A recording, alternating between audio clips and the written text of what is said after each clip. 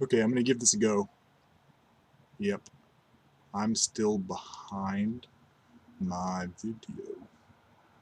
Hopefully you can still understand me, because I don't feel like typing all this shit out. Okay, so military justice equals American justice. Now that's terrifying because it's true. This is my problem. They ask for deference, saying that there have to be laws, and we're told that there has to be war, and that justifies the military. But that in itself is a lie. The the end of war is not going to be brought about by being the last one to do the stabbing and having the other one to decide that he deserved it. There's going to be a never-ending cycle of vengeance. Trial. A former inquiry designed to prove and put upon record the blameless characters of judges, advocates, and jurors. Ambrose Bierce. Okay. Here's why. The poverty draft is very real. Now you misunderstood me. I didn't mean the selective service. Take a sample of just the generally marginalized public.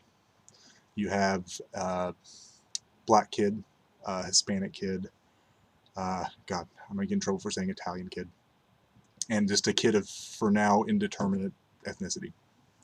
Now the kid of undefined ethnicity, he weighs his options and decides to join the Marine Corps, and everybody around him applauds this decision. Now, surprise, surprise, by the way, all of these kids have meager, limited pecuniary prospects. You know, he's in a regression and all. Okay, so the nondescript ethnicity kid has joined the Marine Corps. The black kid weighs his options. Well, he decides he's going to join the Bloods, so he can have some cultural status for one thing, and that's his way to survive. The Hispanic kid, he weighs his options and he decides to join up with a wing of the Latin Kings. And just to add a Dickensian aspect, just say that his mother's in Guadalajara and he's going to work on an operation to smuggle her in because she's sick. Might as well get melodramatic. Say the Italian kid, of course, joins the mafia. Let me see. I'm looking at my notes. I'm sorry. Okay, so like the heroes in the military that are standing up for something, that are being selfless, as you proclaim as a virtue of keeping your mouth shut and doing what the military says, because it's the military's laws and there's got to be laws. The three kids who joined the Latin Kings, the Bloods, the kid that joined the Mafia, being poor and choosing a kind of uniform, a kind of a group, a tribe, and a gun. Now, no one hangs yellow ribbons for these kids. No one argues when you call them criminals. Why? Because there's one colossal difference between the kid that joins the US military, the men and women who volunteer and get paid to wage illegal wars and immoral wars. The United States military claims it's legal. One more time, he said there's got to be laws. What makes the United States military's laws a jurisprudence that we should give any credence to?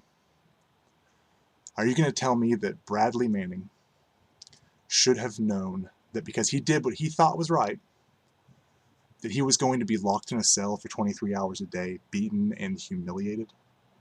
Is that in the recruitment documents? If it is, I'd like to see it. I'd also like to see where they explain to people that they could be in the service for decades longer than they enlisted. I know it's part of there and they're supposed to know it, but like you said, it's about education. It's a matter of education, as if you could separate that from socioeconomic status. This is a plague, a patronization of the American people.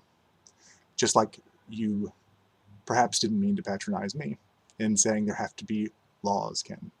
Well, that's a lie.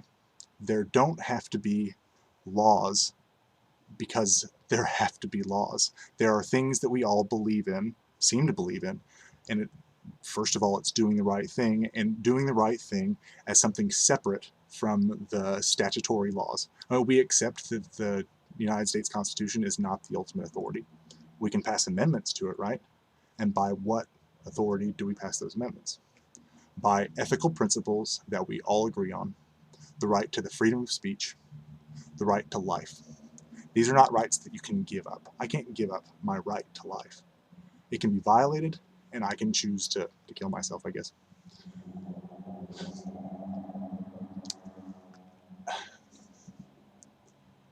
The United States is not the arbiter for ethical principles. I think I covered it in that statement. If not, I apologize. So I'll smoke this in a form of protest. This is marijuana. If they want to come arrest me, send them to come arrest me. I mean, there are laws after all.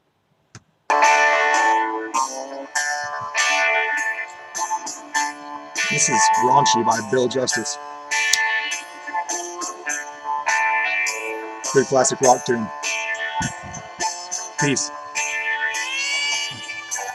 I really think we should all talk about this, but it's not going to be solved through platitudes and truisms.